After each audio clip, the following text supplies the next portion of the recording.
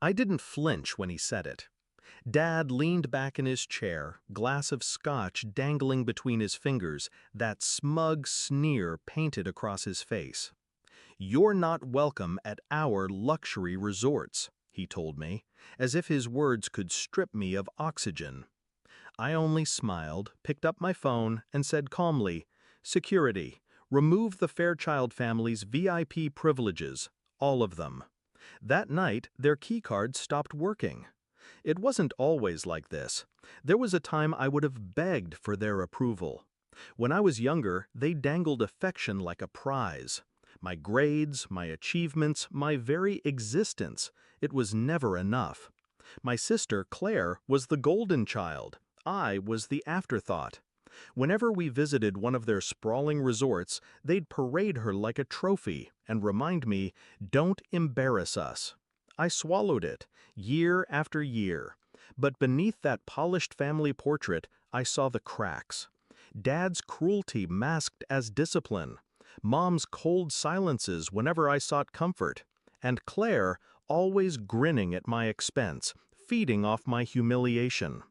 The Fairchild name meant power, wealth, influence, but to me it meant exile.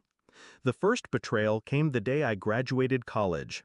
I had just walked across the stage, diploma in hand, when Dad shook my hand stiffly and whispered, "Don't expect us to fund your little dreams."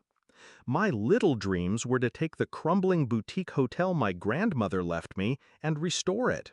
They laughed when I pitched the idea. "Stick to something safe," Claire mocked. I walked away that day with nothing but spite. But spite is fuel.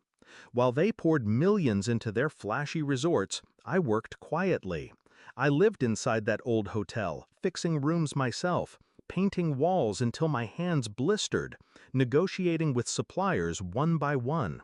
I learned a business from the ground up. It took years, but the hotel thrived.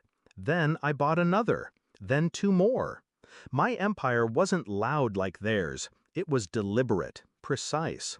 Boutique luxury, personalized experiences, a clientele that craved exclusivity. Ironically, it was Claire who tipped me off to their weakness. At some family dinner, she boasted about their VIP loyalty program. Unlimited perks, free upgrades, black cards that worked across every resort. It was their pride and their Achilles heel.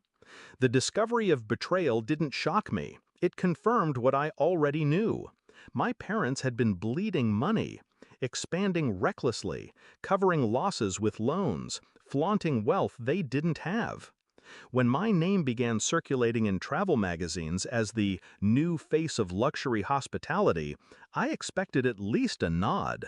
Instead, Dad called me a parasite living off scraps. Then, one morning, my lawyer showed me a cease and desist letter signed by my own parents.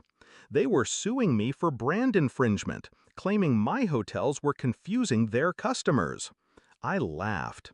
They weren't just trying to crush me, they were terrified of me. I didn't rage, I planned.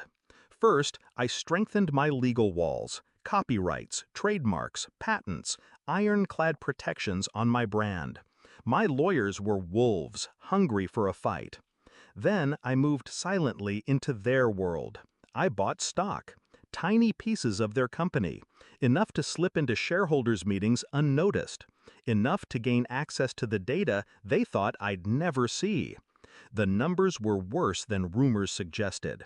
Bookings down, guest complaints rising, competitors circling, and their golden VIP program?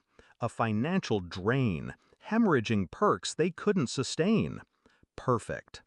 The execution was meticulous. Step 1, I acquired their loyalty program's back-end system. Not illegally, but through a failing subcontractor they'd neglected to pay. With it, I gained quiet administrative access. Step 2, I upgraded my own loyalty program, offering seamless migration for anyone tired of Fairchild's faltering perks. A mass exodus began.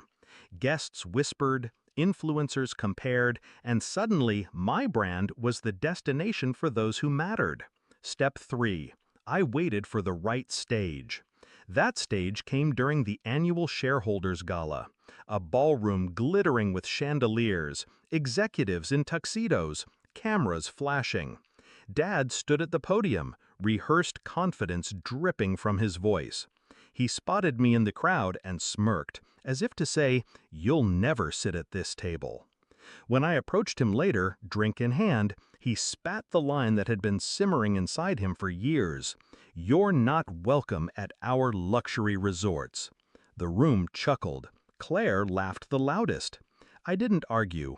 I simply dialed a number, waited for the security chief, and gave the command. My voice was calm, almost gentle. Remove the Fairchild family's VIP privileges. The downfall wasn't dramatic at first. It was silent. That very night, as Dad and Mom tried to retreat to their penthouse suite, their key cards blinked red.